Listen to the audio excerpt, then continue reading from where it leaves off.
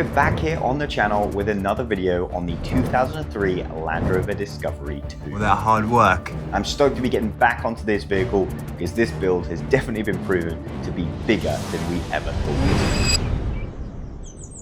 In today's video, we're going to be focusing on fixing the oil leak that has appeared underneath the vehicle. And along with that, we're going to be fixing a couple of other things that we need to button up on the underside of the vehicle. I must confess, it's not very enjoyable working on the underside of this LR2. It's very dirty under there, obviously after years and years of this vehicle being on the road. And so I wanted to knock out all of this work as soon as possible. And we have got so many parts for this car. The engine still seems to be starving itself of fuel, and we haven't located where that is coming from. There's also an oil leak underneath the vehicle, under the sump seal. It's currently leaking all over my garage floor. So let's get stuck into that to begin with. So first, we need to analyze exactly where this oil leak is coming from. Every time the car seems to start and drive around a little bit, there's a consistent oil leak that appears in the same spot every time I park it up. So I slid underneath the car and tried to locate exactly where this oil leak had come from. As I was looking at the underside, it seemed to be very obvious. The sump gasket seemed to be old and perished, and it was causing it to leak from various different areas. But most of all, it was causing it to leak from the back part of the sump, which was causing it to leak down onto the transfer case and then leak everywhere on the floor. There's a lot of stuff that we don't know about this vehicle, so every time I come across issues like this, I'm just buying the parts that I need and replacing. So the next thing that we need to do on this job was take this sump off. And this was no easy feat. There's about 15 bolts holding in this sump, and it was pretty difficult to get off. There was a very tight seal around that gasket, and so I really had to pry off that sump guard. You can see along here that there was oil kind of escaping from the gasket, and it was leaking out of here and dripping down to this area of the engine and then causing a big puddle. That was what was causing the issues up to this point.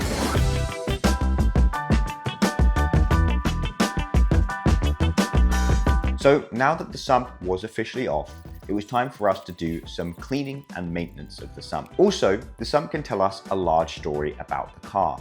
It can tell us about the maintenance, and it can tell us if we have any serious issues with this engine block. As you can see, there's a lot of old gunk and oil all in there. There's all of this crud around the actual gasket where it will sit.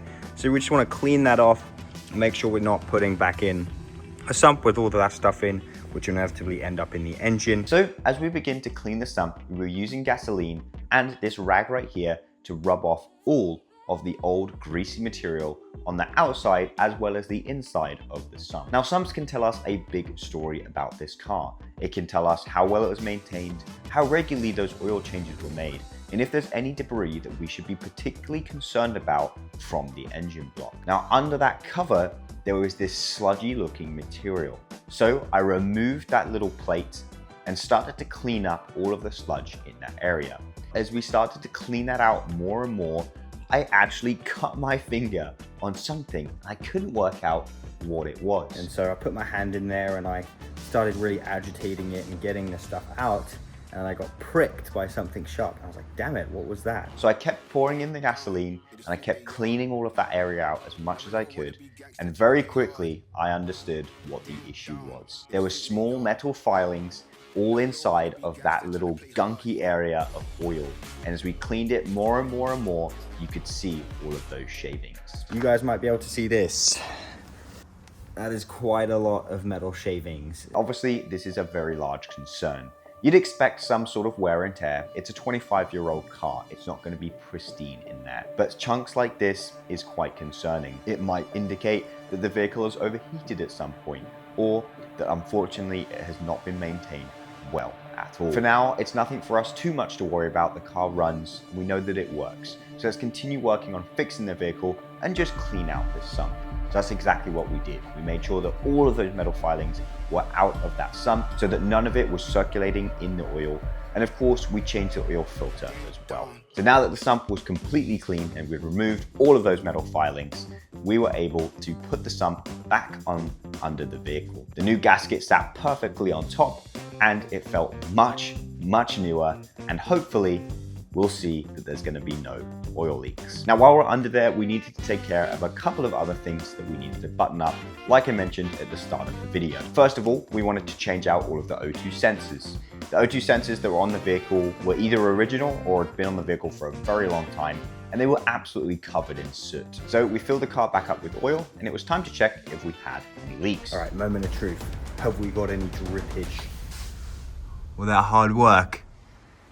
I'm kidding. And yes, I know it does look like we do, but we don't. That was just from me missing the hole a little bit as I was pouring the oil in. Everything's looking good on the filter. All right, there's a green light so far, no oil leaks. So it was on to the next test. Let's warm the car up a little bit and let's see if that gasket holds.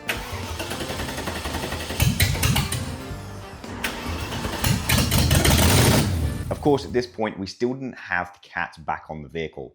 And when the cats are off this vehicle, it sounds unbelievably loud. And I have neighbors that I don't want to piss off. So the next job for us was putting on those new O2 sensors. The old ones were covered in soot and they were throwing up some codes, which I didn't know was from the soot buildup, meaning they weren't giving a good reading, or whether the O2 sensors themselves were bad. So I decided to just buy a replacement set and replace it with them. The new O2 sensors look excellent and were pretty easy to replace.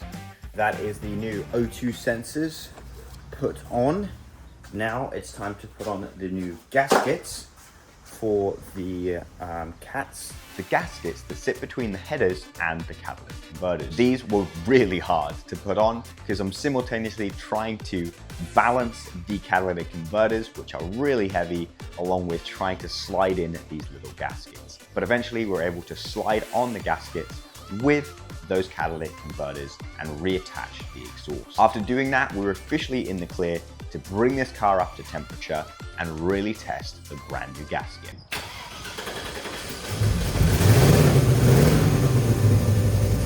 But something I wanted to note. As we took the cats off and we started, you guys saw that the vehicle started up right on the key, which it had never done previous to this point. You guys had seen me spraying in the starter fluid every time I wanted to start this vehicle. Well, now we're going to run a true test. Was I going to start the vehicle and it just start up again? Well, of course, that answer was yes. The vehicle now seems to start on the key. There's no way that this oil leak was preventing it from starting, and there's no way that it was causing the fuel issues that we seem to be having. But anyway, that's a nice thing to note. Maybe it was those O2 sensors that were preventing the car from starting. So I'm very glad that we were able to replace those. So now that it starts up on the key, it was very easy for us to pull out the car from the drive and just take it for a small little drive up the road. I'm sure you guys can hear it, right? We analysed while I was there that there was a misfire on cylinder 5 and 7 and a random misfire that was happening around the engine, and that's something that we'll have a look at as we dive into later videos. For now, we just wanted to bring the car up to temperature and see if we had any oil leaks. So we did that, pulled it back into the garage, and we made our final assessment. Do we still have an oil leak? Moment of truth. Let's grab our little roller and let's have a look.